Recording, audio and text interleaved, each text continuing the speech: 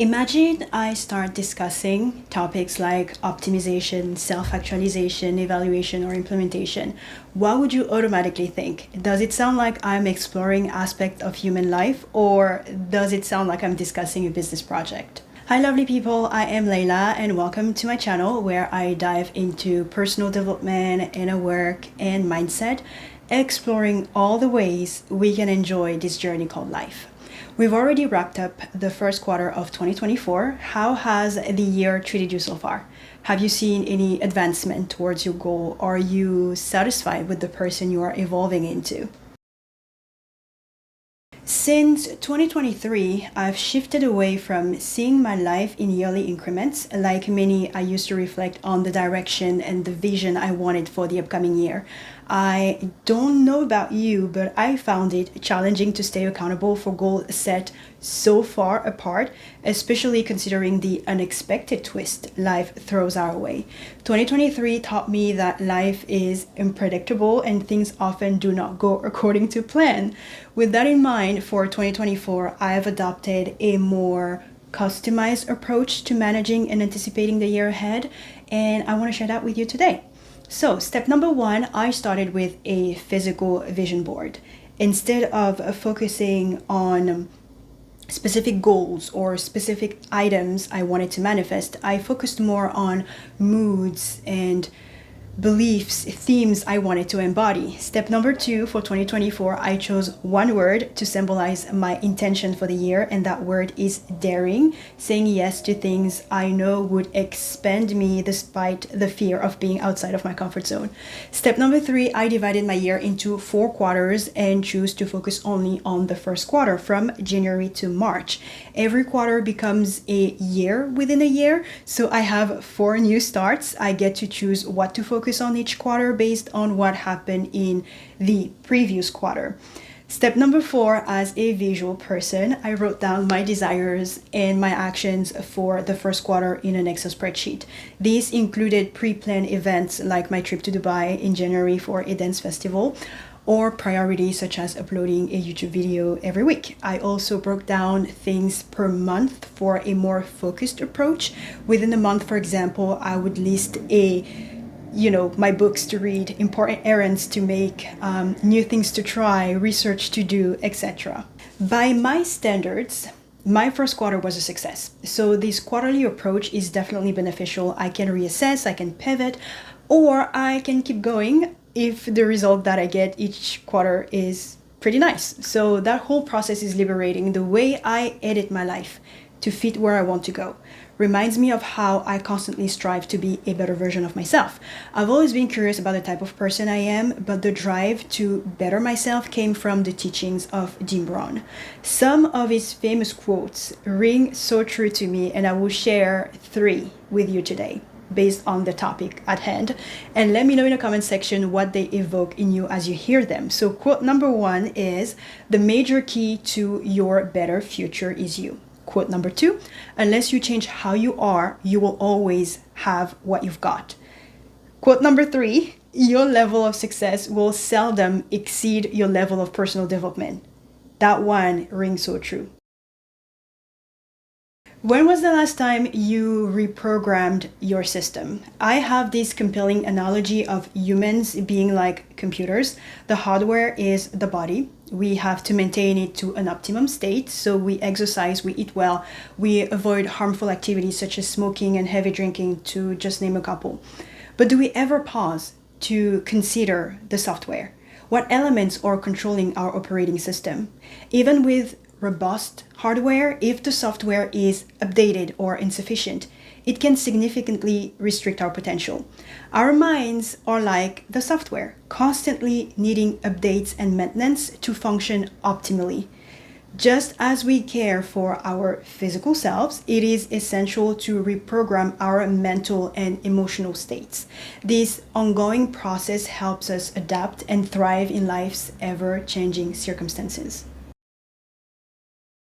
In this journey called life, if we want to increase our chance of living the life that we desire, realize our full potential, and become the most that we can be, we cannot stagnate. We have to upgrade our software constantly, and as human beings, that means renewing our perspective, broadening our horizon, enhancing our understanding, expanding our knowledge, refining our thoughts, and elevating our consciousness. Become the person you can count on, who will always be there for yourself, who does what it says it will. We are 4 months into 2024, and I experienced a quantum leap in my spiritual journey, an even higher level of gratitude, and countless mindset shifts. None of it would have been possible without reprogramming myself. I'm going to avoid any fancy method for now. In this video, I just want to discuss how I reprogram myself using the path of least resistance and how you can do the same. For you to understand the value of anything I will share, you will need 2 essential predispositions: self-awareness and a growth mindset. So self-awareness involves understanding one's own emotions, strengths, and weaknesses, and how these affect behavior. It enables a person to navigate life with clearer direction and purpose. A growth mindset is the belief that abilities can improve through effort and persistence. It encourages resilience, a love of learning, and viewing challenges as growth opportunities. Once you have these 2 concepts as part of your operating system, this is how you go about downloading new software and updating existing ones. Set up energetic goals that align with your true self and your personal values. Protect those goals with energetic boundaries and pursue them. When you unapologetically make something a priority, you get that thing done. I have never been consistent with YouTube when I started in 2019. Even when I declared early last year that I would be consistent, I came back with excuses such as, I don't have time. I had many limiting beliefs around content creation, whether it be the time it would take to script or think about a topic, the time it would take to film and edit or create a thumbnail or select a tag, blah, blah, blah. I've been consistent this year ever since I decided that this channel brings me joy and needs to be the priority. I found solutions to make the process super easy and fun. I rewired myself from the girl who has no time for YouTube to the girl who gets to publish a video once a week. For me, this is now a no-brainer. I am pretty present in my life and actively participate in it. I am not a bystander passively observing what is going on, believing that there is nothing I can do about anything or that someone will come, wave a magic wand and make my desires come true. I don't numb myself with distractions such as excessive partying or video games, illicit substances, endless scrolling on social media, belonging to the streets, or quiet quitting. Life is way too precious. Although I believe in reincarnation, my life, who I am today, will be a once-in-a-lifetime opportunity for my soul. The least I can do is fully engage in it. Being present in your life and taking full responsibility allows you to see what works and what doesn't, what needs improvement, what needs to be stopped, and what optimal decisions to make. By being fully present, you become the captain of your ship. Trust that with this kind of leadership, the desire to upgrade and rewire yourself for success will come naturally. Integrate your experiences, both positive and negative, into your understanding of yourself and learn from failure and success. How do I go about doing that? I let myself outside of my comfort zone to try new things. I tell myself that the goal is not necessarily success. The goal is to understand the experience. Is it something I enjoyed? Was it useful? Was it uplifting? Did it make me feel good?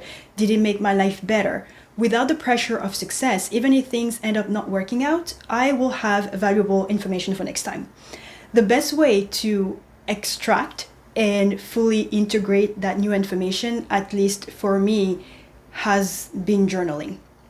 To give you an example of what I mean by outside of my comfort zone experiences, here are a few things that happened to me this quarter.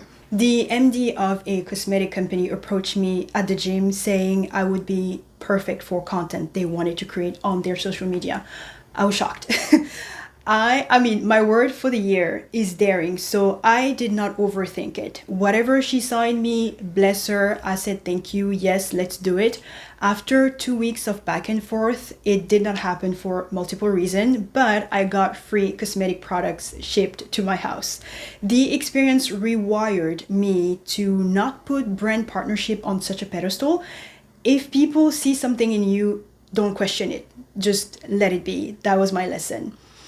I had only been on one podcast, and it was with a friend. We were both new at it and had no expectations. This quarter, I reached out to be a guest on a podcast. This podcast has an audience, so the stakes were a bit higher. Although I love the episode that came out, I intended to speak about something entirely different. This experience rewired me to embrace the fact that I am a projector and must act accordingly. If you know anything about human design, you know what I mean. Projectors are supposed to wait for the invitation. They're not supposed to instigate it. I journal a lot about these particular experiences and learn much about myself through that. I went outside my comfort zone. I advertised my Roadmap to Career coaching program in a Facebook group.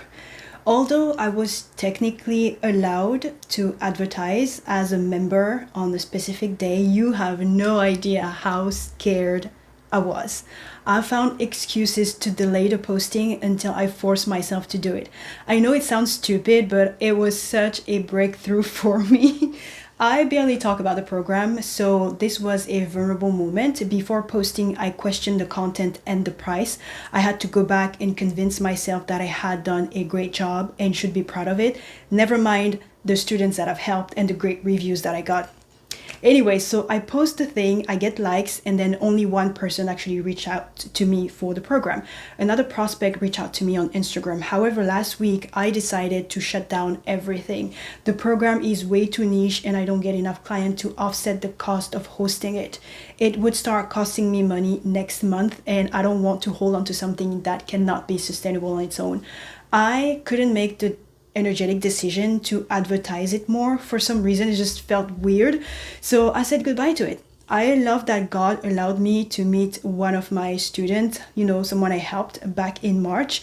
I learned a lot through coaching and structuring a program and getting stellar reviews and everything. But the adventure rewired me to believe that coaching is something that I'm good at and that I want to pursue in the future. But as of now, the Roadmap to Career thing is over. You can go through the motion of things happening to you and move on from experience to experience, refusing to learn a thing. On the other hand, you can decide to fully extract all that you can from the experience and use it to rewire and elevate yourself for more success. I value quality over quantity when it comes to friendship. I prefer intimate setting where it's just the two of us or maybe the three of us at most. Why? Because it always leads to deeper conversations, and the introvert in me loves that. We can talk about life, its sweetness and tribulation. I love spending time with my friends because no one is an island, and it feels good to know some people like you and want to spend time with you. I always come out of those hangouts rewired for more gratitude and understanding that we are all trying our best here. Reading and listening to podcasts or long format videos on YouTube is also a powerful way I rewire myself for success. If there is a topic I want to delve into, I go and search for the book I need to read. I make a list and borrow or buy them if the Boston Public Library does not carry them. The ultimate goal is to read, absorb, practice, and then embody the content. That is how I reinforce a previously held belief or reprogram myself with new ones. It is truly a game changer. People around me can be proof that what I desire exists. For me, it is a form of encouragement, not an excuse to breed I don't know, jealousy, resentment, or any other nasty feeling. I love watching people's vlog film that destination I'm interested in, or looking into someone who has manifested what I desire. If you are prone to envy, don't risk it. Stay away from people who can trigger you or remind you that you are not where you want to be. But if you have a high level of self-esteem, go for it. For me, just kind of have to be mindful not to idealize people though. Everyone is fighting a battle behind the scenes that you know nothing about. The way people acquire the desire can also be problematic. So overall, proceed with caution and remain level-headed. When I talk about personal development, inner work, and striving to be the best version of oneself possible, people can easily misinterpret that as an admission that I don't feel I'm good enough the way I currently am. That cannot be further from the truth. Like who you are today and get to love and appreciate yourself even more when you see growth and positive changes.